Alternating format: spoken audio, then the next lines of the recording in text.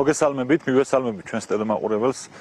ჩვენ ახლა მე და ჩემი თანამებრძოლები ირაკლი კუპრაძე, ლანა გალდობა ვიმყოფებით მანისის მუნიციპალიტეტში. მივდივართ საზღვრისპირა სოფელში ბერგან-ჩაიში, სადაც უნდა შევხვდეთ მოსახლეობას, რომელსაც უკვე წლები აწუხებს უგზაობა და ეს არის ერთ-ერთი მთავარი პრობლემა. რაც შეეხება თიკა რუხაძეს და ქართული ოცნების შიგნით მომხდარ მოვლენებს, ჩვენთვის კარგად ცნობილია ზოგადად როგორი ინიშნებიან ეს ადამიანები თანამდებობებზე. ერთადერთი კრიტერიუმი იმისა თუ ვინ უნდა იყოს ამა თუ იმ სფეროს მინისტრი არის მორჩილება, ვინ უფრო მეტად მორჩილია ერთი პარტიის, ერთი ადამიანის, ბიძინა ივანიშვილის, ეს საზღვრავს შემდეგ მათ მომავალს. იგივე არავითარი მნიშვნელობა არ აქვს ვინ იქნება შემდეგი მინისტრი, ან ამის შემდეგი ვინ იქნება, რადგან ამ ადამიანებს ჩვენ ვერ გავიხსენებთ ერთ მინისტრსაც კი ქართული ოცნების მმართველობის დროს, რომელსაც კომპლექსური ხედვა ჰქონდა ამა თუ იმ სფეროს, როგორ უნდა განვითარებულიყო. მათი ერთადერთი ხედვა იყო შეესრულებინა პარტიის დავალებებით და ემორჩილებინა ყველა სტრუქტურა სახელმწიფოში ერთ კაცზე დამორჩილებოდა ერთი ყველა სტრუქტურა სახელმწიფოში არსებული. ეს არის ზოგადად ამ პარტიის მმართველობის სტილი. ისინი ცდილობენ რომ დაიმორჩილონ ყველაფერი, დაიმორჩილონ ადამიანები, გააჩუმონ ადამიანები, განსხვავებული აზრი, კრიტიკული აზრი ჩაახშონ და ამას ასრულებენ ეს ადამიანები, რომლებიც შემდეგ ეგრეთ წოდებული მინისტრები არიან, ხან მინისტრის მოადგილეები არიან, ასე რომ არავითარი ცვლილებას აზრი არ აქვს.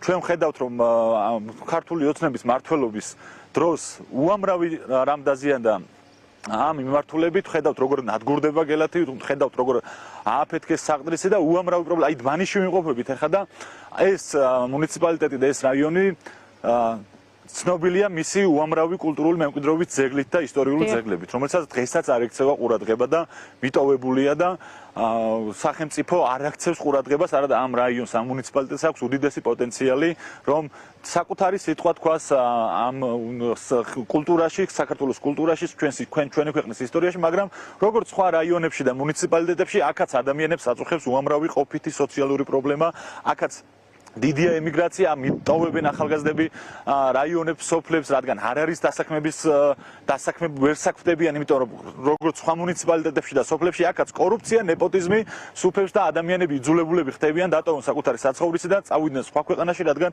აქ დატოვებული ოჯახის წევრები არ ჩინონ. აი ესეთი სურათია სრულად საქართველოში ჩვენ დავდივართ ახლა რეგიონებში, ხვდებით მოსახლეობას და იდენტური პრობლემები აწუხებს ადამიანებს.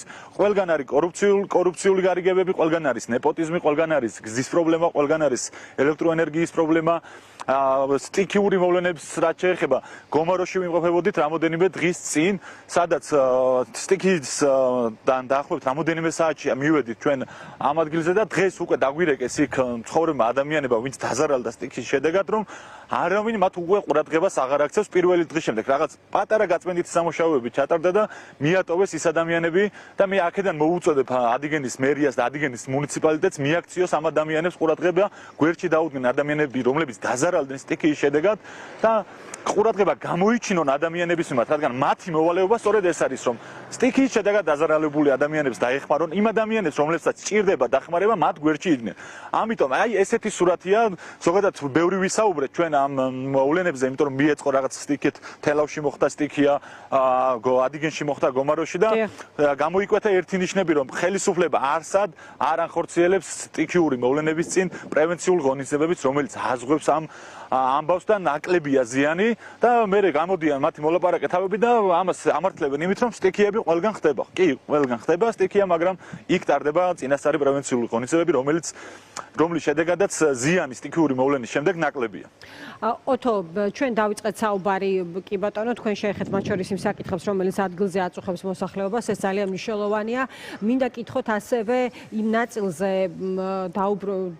დაუბრუნდეთ რუხაძის თემას, ანუ კითხვები შესაძლო კორუფციულ დანაშაულთან დაკავშირებით. როგორ ფიქრობთ, რამდენად საფუძვლიანია და იწევს თუ არა ამ კითხვებს, მათ შორის ის დანიშვნა, რომელიც ჩვენ ვნახეთ კობახიძის განკარგულებით, ფინანსების კურატორი, რკინიგზაში მომუშავე პირი ინიშნება პირველ მოადგილედ იმისთვის, რომ შეასრულოს მინისტრის მოვალეობა, ხომ?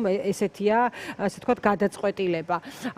კითხვები სისტემურ კორუფციაზე, ხო? ამაზე კეთდება სწორედ აქცენტი თქვენი გუნდის მხრიდან და მე ვახსენე ასევე პროკურატურის საკითხი, რა შეგიძლიათ თქვათ ამასთან დაკავშირებით? ზოგადად ამ ქვეყანაში ქართული ოცნების მოსვლის დღიდან და ამ 14 წლის განმავლობაში კორუფცია არის ერთ-ერთი მთავარი ხელწერა ქართული ოცნების მმართველობის თითქმის ყველა რაიონში, თითქმის ყველა მუნიციპალიტეტში, თითქმის ყველა სამინისტროში არის კორუფციული გარიგებების ნიშნები. ეს ადამიანები მოდიან იმისთვის, რომ ემსახურონ ერთ ადამიანს და ემსახურონ საკუთარ ინტერესებს, გაიმდიდრონ საკუთარი ოჯახის წევრები, გაამდიდრონ საკუთარი ოჯახის წევრები. ეს კორუფცია არ არის ახალი, კი რაღაც ეგრეთ წოდებული ბრძოლა გამოაცხადეს კორუფციის წინააღმდეგ, რომელიც რაღაცა შიდა კლანური დაპირისპირების გამო მიმდინარეობს და ამას შემდეგ მოსახლეობას უსაღებენ იმათ, რომ თვითონ ჩვენ კორუფციას ვებძვითო, მაგრამ ჩვენ ვნახეთ, როგორი იყო კორუფციული ნიშნები პრემიერ-მინისტრი ირაკლი ღარიბაშვილის დროს. ეხაც იგივე მდგომარეობა, სისტემურია კორუფცია ამ ქვეყანაში, სისტემურად პარავენ ჩვენი ქვეყნის მოსახლეობას, ქართული ოცნების წარმომადგენლები და ჩინოვნიკები ფულს, მათ ცხოვრებას ჭამენ ეს ადამიანები და სამაგეროდ არიან ბედნიერები იმით, რომ არიან ერთი ადამიანი სამსახურში, მდიდრდებიან საკუთარი ამდიდრებენ საკუთარ ოჯახებს, ამდიდრებენ საკუთარ ახლობლებს, მაგრამ ადამიანები საქართველოს მოქალაქეებში, რაიონებში, სოფლებში მცხოვრები ადამიანები მიტოვებული ყავთ და კორუფციული სქემა და კორუფციული ნიშნები იკვეთება ყველგან ქართული ოცნების მმართველობის პირობებში. ოთო, კიდევ ერთი საკითხი, რაზეც მინდა თქვენთან საუბარი, ეს არის ეს არაფორმალური გაერთიანებების ფორმირების საკითხი, ახალი სპორტული თუ არაფორმალური გაერთიანებების და მასზე ქართული ოცნების რეაგირება, თქვენთვის რა დასკვნის საფუძველია და როგორ ფიქრობთ, ამ მხრივ რა ტიპის პოზიცია არის მნიშვნელოვანი ყველა მხრიდან? ეხლა აი თქვენ ჩართვამდე საუბრობდა მაგალითისთვის თინა ხიდაშელი, სამოქალაქო იდეის თავმჯდომარე, რომელიც ამბობდა, რომ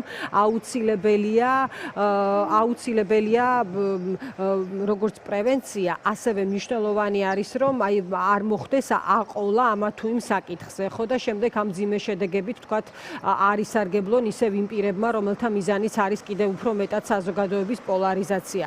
რა სიტყვით ამაზე, როგორ უყურებთ ამ საკითხს და ასევე საზოგადოების რეაქცია რა არის იმ ინიციატივებზე, რომელსაც ჩვენ ვუყურებთ?